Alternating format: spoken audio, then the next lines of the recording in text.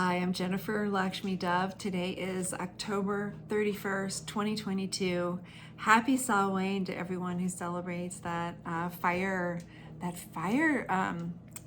festival, how it originated. I was just talking with one of my nephews actually, who's in Ireland, and getting an opportunity to really experience the festival firsthand, the way that it originated. So, looking at the astrology for this week, starting today, the 31st, going all the way to the 6th, we sort of get a respite from the past week.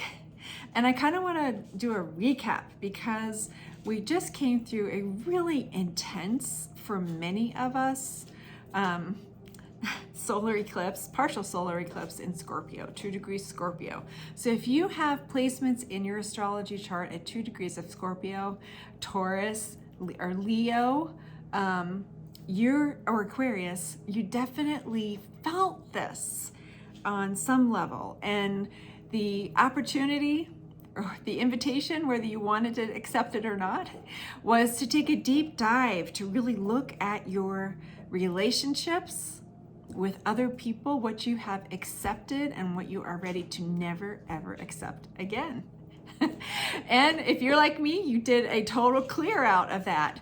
This week, clear out your home to get ready for the next eclipse coming on the 8th of November.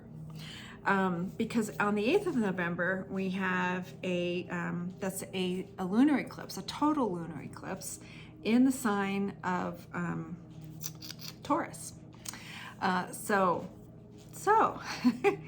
with our sun in Scorpio now, and today the moon is in Aquarius, we're getting like a little more of that kind of energy because they're both fixed signs. So the energy is like nobody wants change unless it's a revolutionary kind of change, unless it's like the change that makes us more honest with ourselves and with other people. And in fact, we're seeing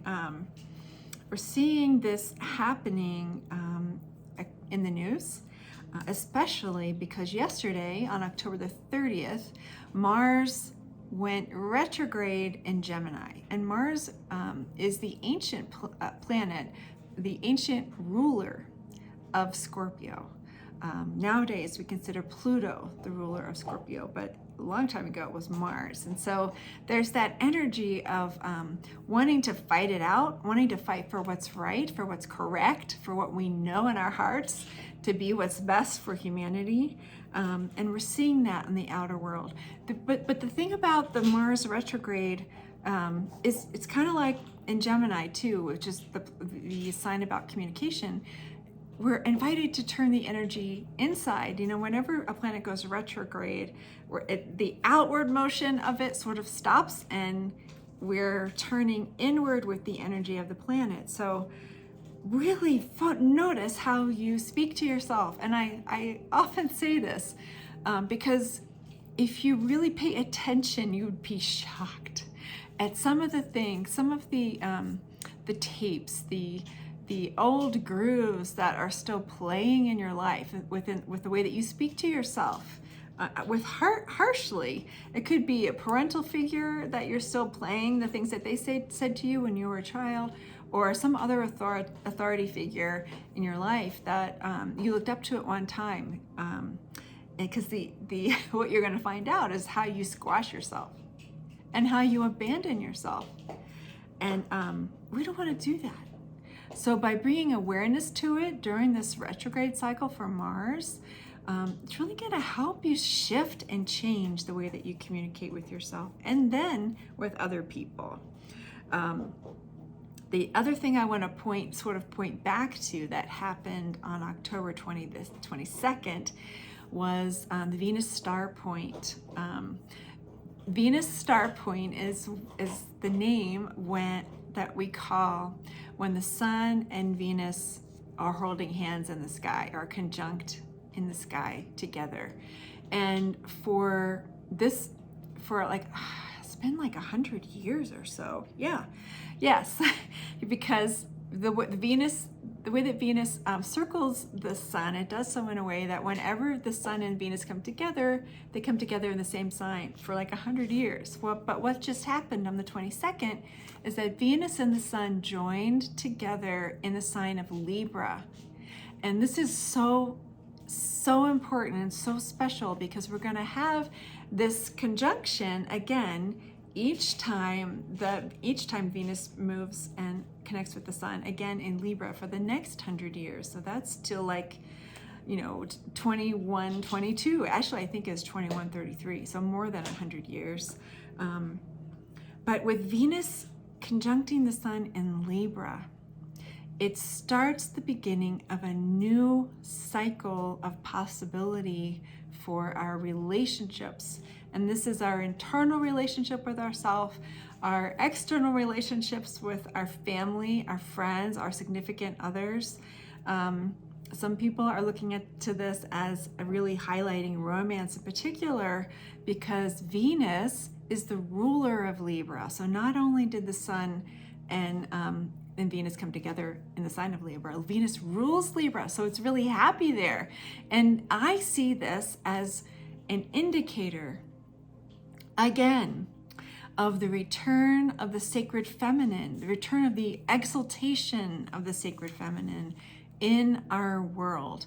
Now, we're not seeing it in the news necessarily. And if you are, please share your links to any positive articles that you've seen about how people are beginning to pay attention to women and honor women's cycles, women's empowerment, women in leadership. I know it's happening sort of at the grassroots level, and we do see it in the news, but it's never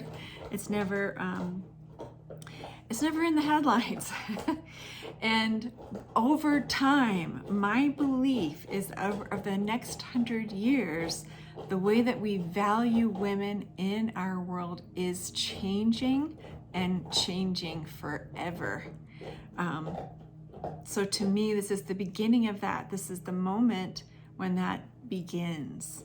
And I also believe that next year, looking back at this eclipse cycle, which is definitely focusing us on our relationships, you're going to be in a wholly different place by this time next year, where you'll be able to really see the changes in your own life, because eclipses bring endings.